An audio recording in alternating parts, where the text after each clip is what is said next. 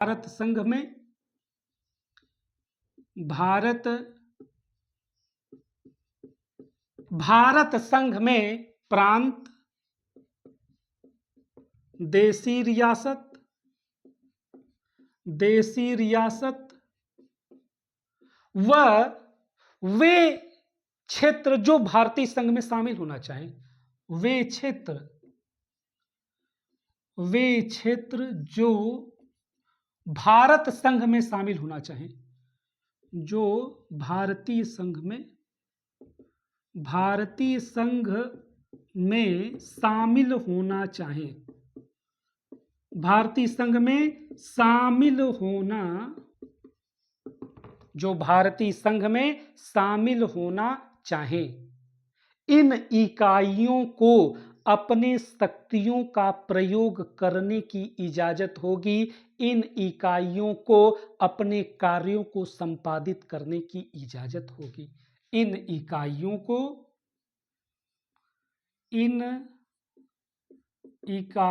को अपनी शक्ति का प्रयोग करने की इजाजत होगी, कार्यों को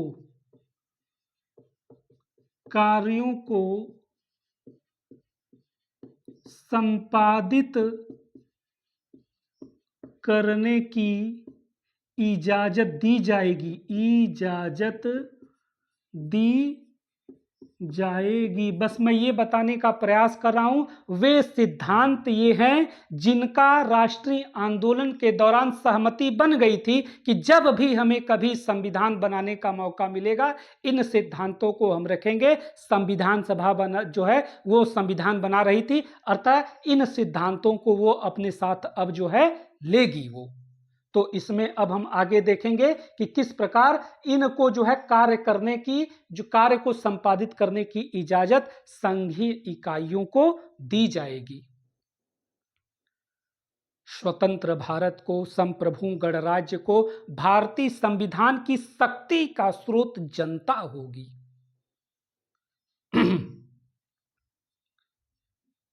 स्वतंत्र भारत की शक्ति का स्रोत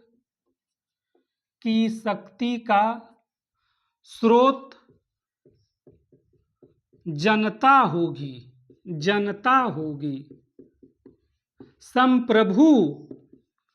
संप्रभु गणराज्य की शक्ति का स्रोत जनता होगी। संविधान की शक्ति का स्रोत जनता होगी। संविधान की शक्ति का स्रोत जनता होगी। देखिए, बस मैं यही बताने का प्रयास कर रहा हूं कि इन सिद्धांतों पर बात हो चुकी थी। अब संविधान निर्माण में हम जो है इन सिद्धांतों से प्रेरणा ले रहे थे। इसी तरह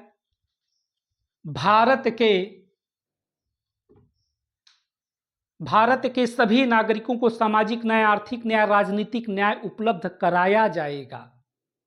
सभी को कानून के समक्ष समता होगी, प्रतिष्ठा, अवसर की समता होगी। आगे हम देखते हैं, सभी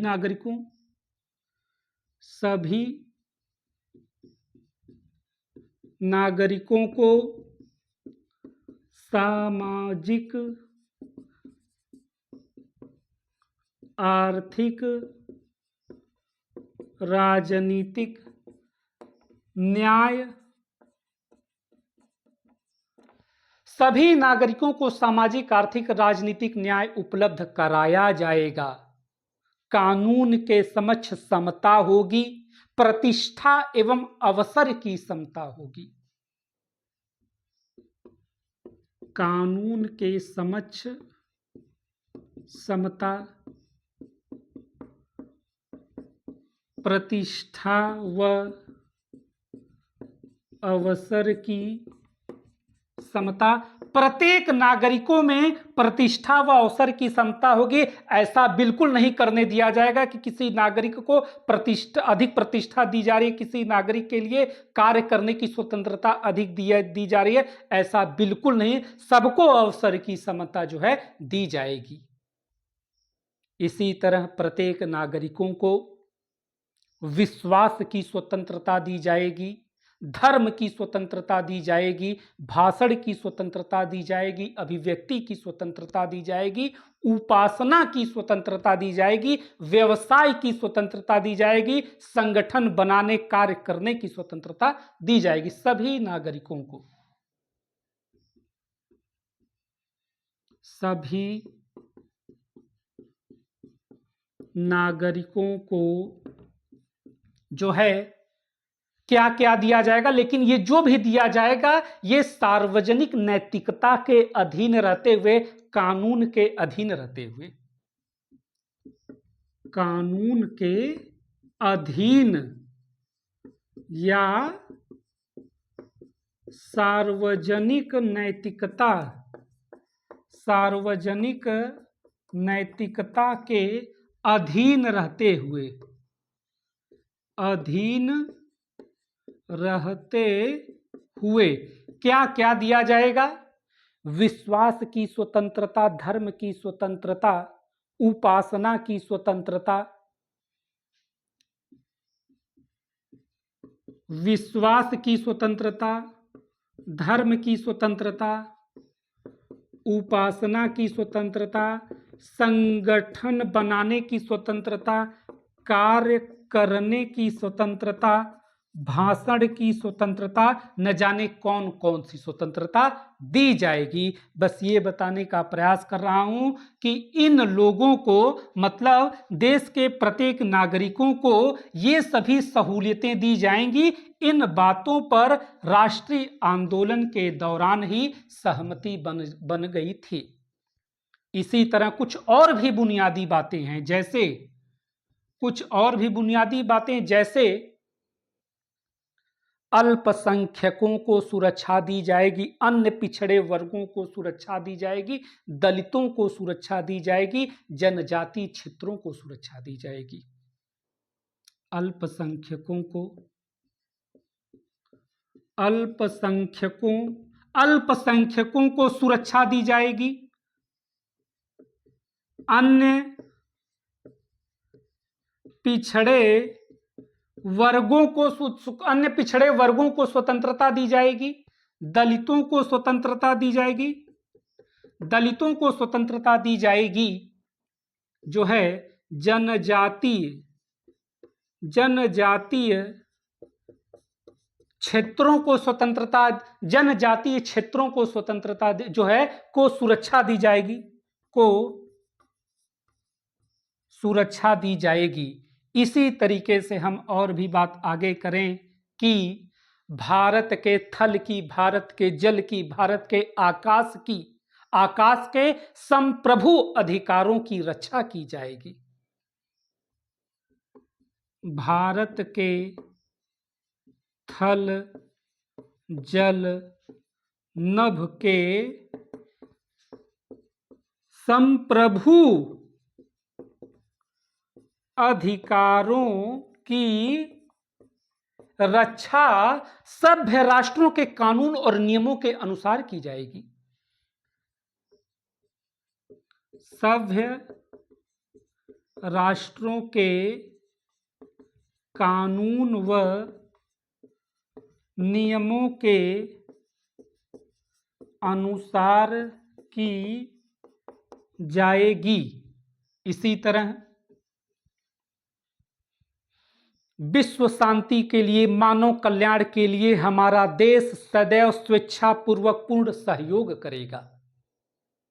विश्व शांति के लिए, मानव कल्याण के लिए हमारा देश सदैव स्वेच्छापूर्वक पूर्ण सहयोग करेगा। विश्व शांति के लिए, मानव कल्याण के लिए हमारा देश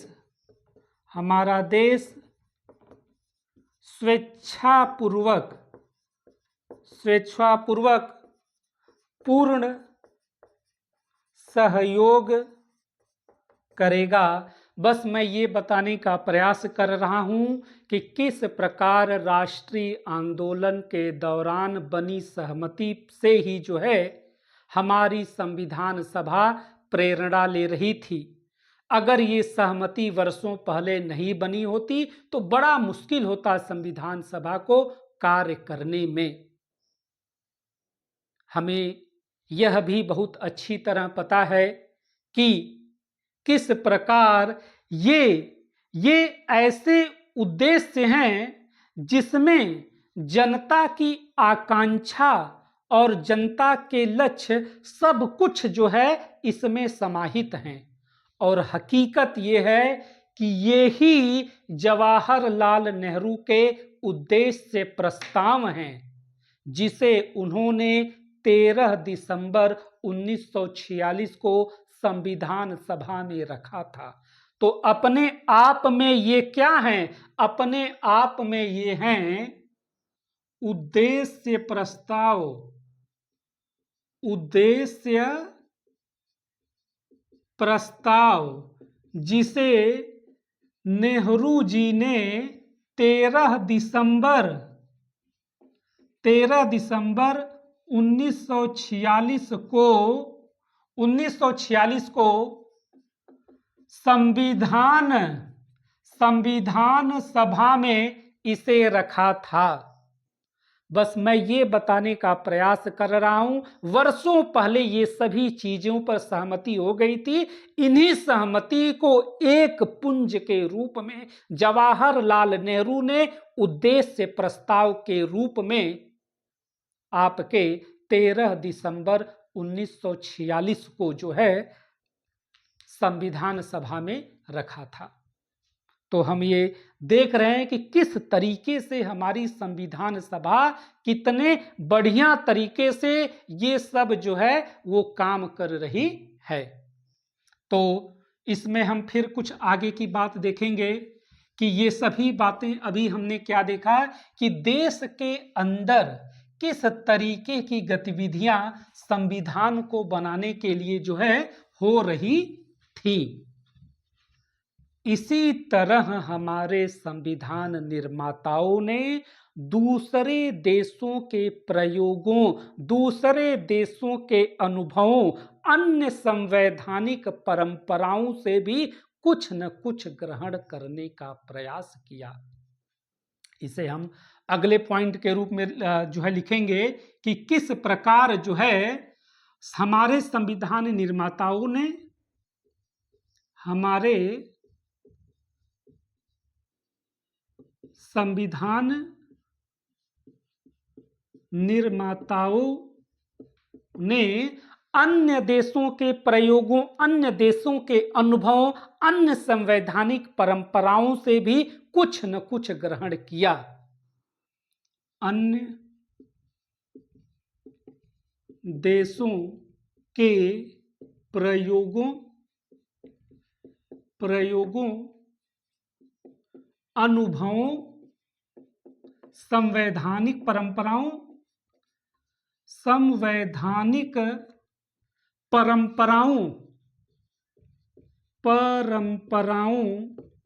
से कुछ न कुछ ग्रहण करने का प्रयास किया। यह जो है उनकी नकलची मानसिकता का परिणाम नहीं था। हमने अगर किसी दूसरे देश से किसी प्रावधान को लिया तो उसे अपने देश की आवश्यकताओं, अपने देश की जरूरतों, अपने देश की आशाओं के अनुरूप ढाला। यह नकलची मानसिकता का परिणाम नहीं है, यह नकलची मानसिकता का परिणाम नहीं है। हमने दूसरे देशों से जो भी प्रावधान लिए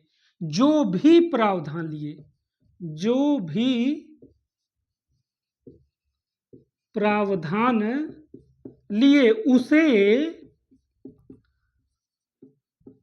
अपने देश की आवश्यकताओं, जरूरतों, आशाओं के अनुरूप उसे ढाला। अपने देश की आवश्यकताओं,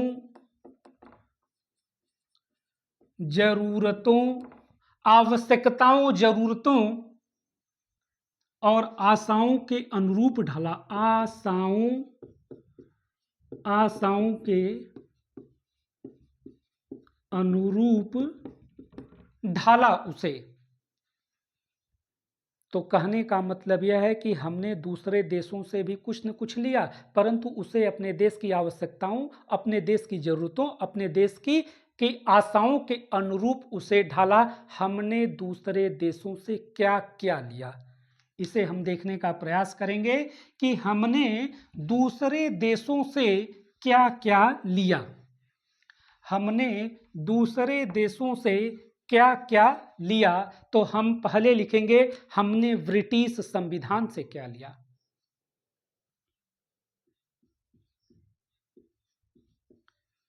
ब्रिटिश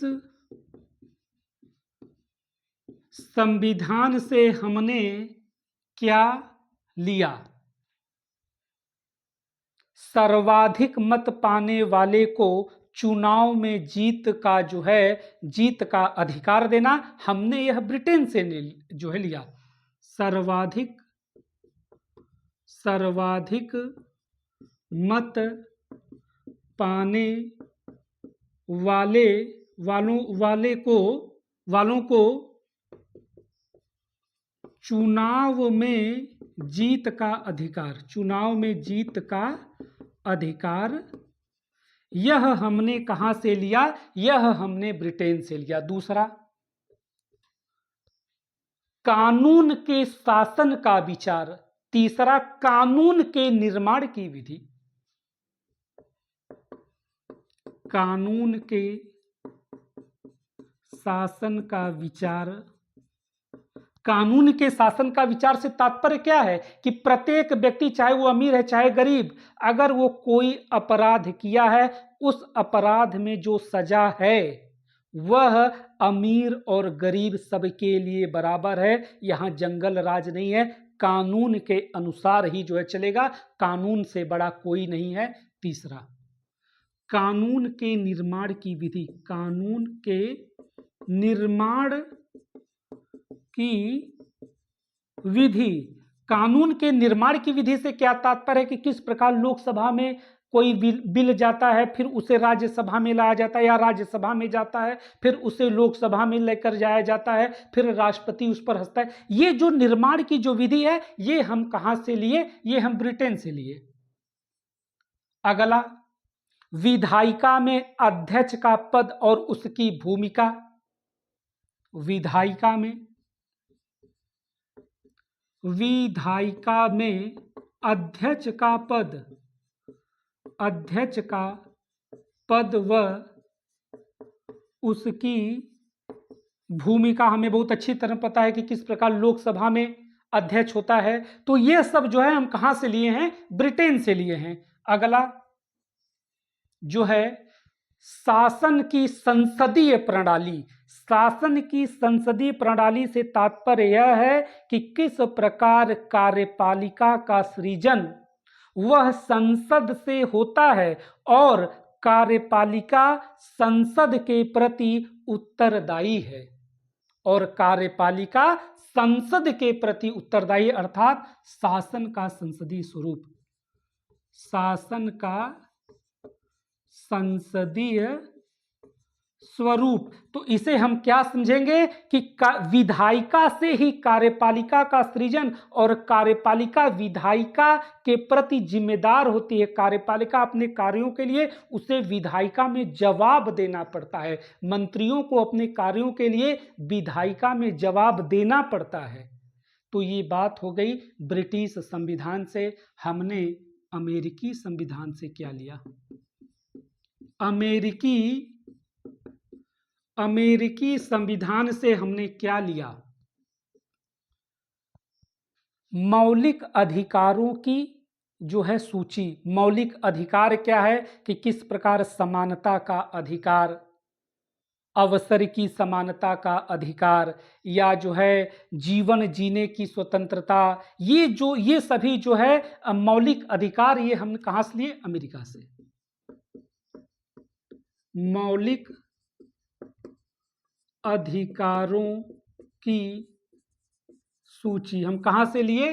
अमेरिका से लिए। इसी तरह न्यायिक पुनरावलोकन की शक्ति हम कहाँ से लिए? अमेरिका से। न्यायिक पुनरावलोकन की शक्ति, न्यायिक पुनरावलोकन की शक्ति फिलहाल के लिए बस इतना समझते हैं कि संसद कानून बनाती है, लेकिन न्यायपालिका को यह अधिकार है कि वह संसद के कानूनों को संविधान के आधार पर जांचेगी। अगर वह संविधान का उल्लंघन करेगी तो वह कानून मान्य नहीं है। इसे ही कहेंगे न्यायिक पुनरावलोकन की शक्ति। तीसरा, न्यायपालिका की स्वतंत्रता। न्यायपालिका की स्वतंत्रता, न्यायपालिका की स्वतंत्रता से क्या तात्पर्य है कि जजों को मनमानी तरीके से नहीं हटाया जा सकता, उनके लिए एक प्रक्रिया है उन्हें हटाने के लिए। जजों के बहुत व्यापक विशिष्ट अधिकार हैं, तो ये न्यायपालिका की स्वतंत्रता, इससे देश में न्याय सुनिश्चित होता है। तो इतना हम देख रहे हैं, ये हम अमेरिकी संविधान से लिए हैं। हम आयरलैंड के संविधान से क्या लिए?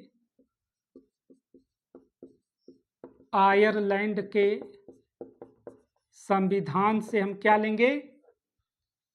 नीति निर्देशक तत्व।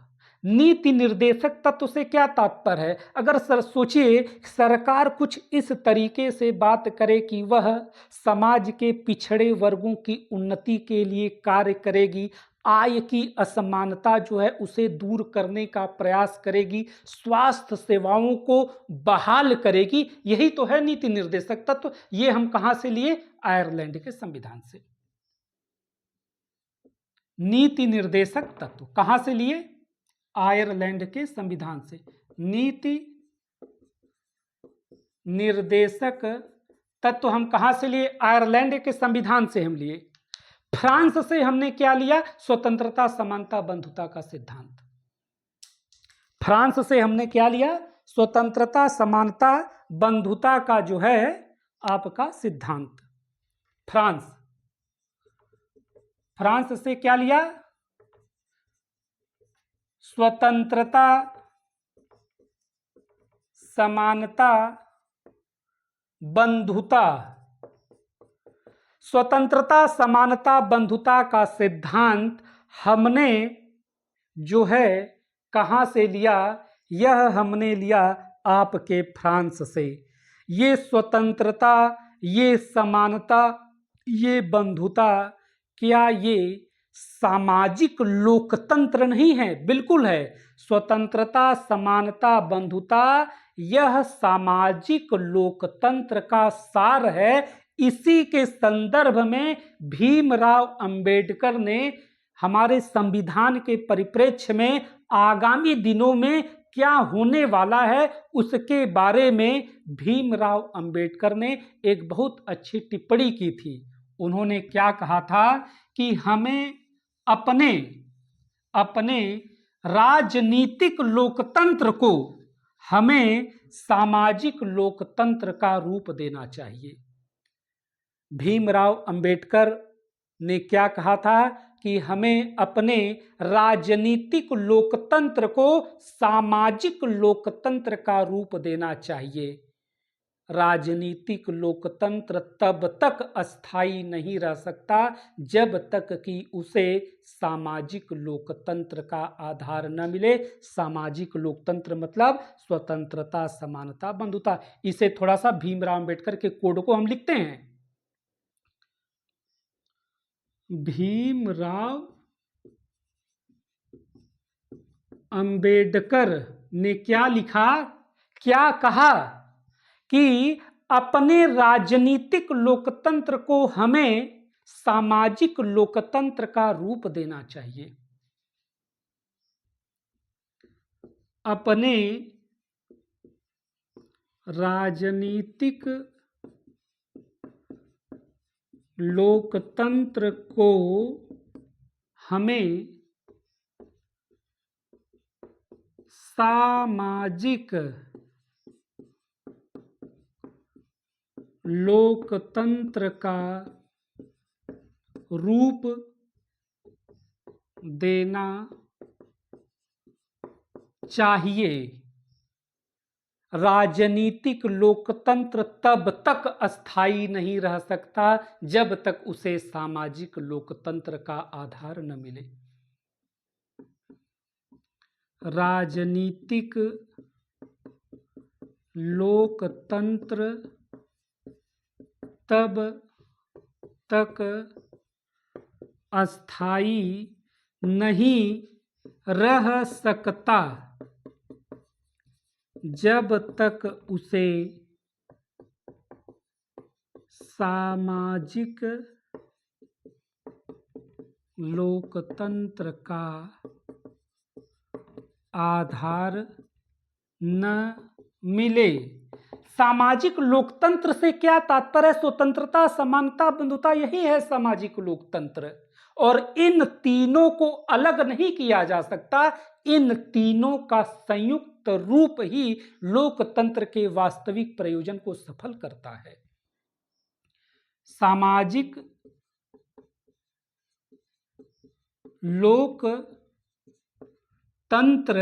लोकतंत्र में स्वतंत्रता, समानता, बंधुता है। इन तीनों को अलग नहीं किया जा सकता। इन तीनों का संयुक्त रूप ही इन तीनों का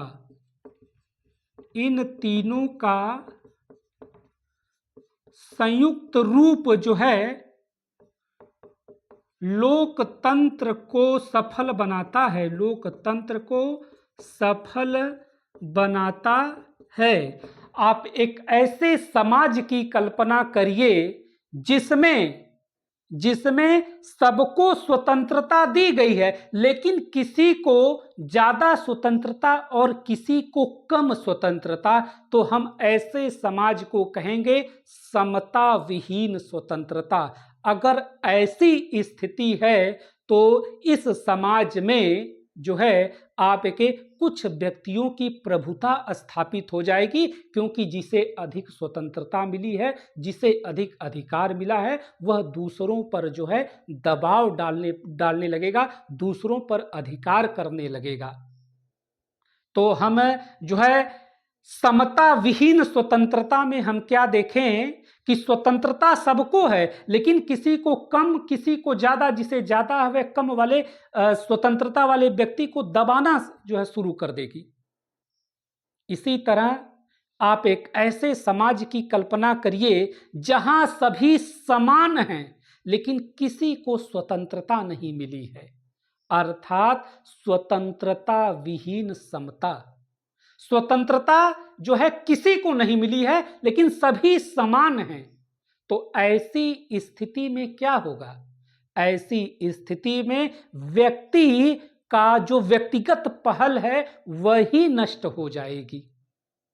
और अगर स्वतंत्रता भी दी गई, जो है समानता भी दी गई, लेकिन बंधुता नहीं दी गई, तो इससे स्वाभाविक कार्य नहीं हो पाएगा। लोग जो है आपस में प्रेम नहीं कर पाएंगे। तो इसमें हम क्या लिखेंगे कि जो है स्वतंत्रता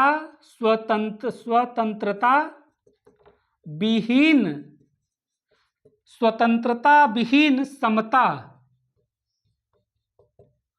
स्वतंत्रता विहीन समता जो है समाज में जो है एकाधिकार की प्रवृत्ति को आगे बढ़ाती है। समाज में एकाधिकार की प्रवृत्ति को बढ़ाती है।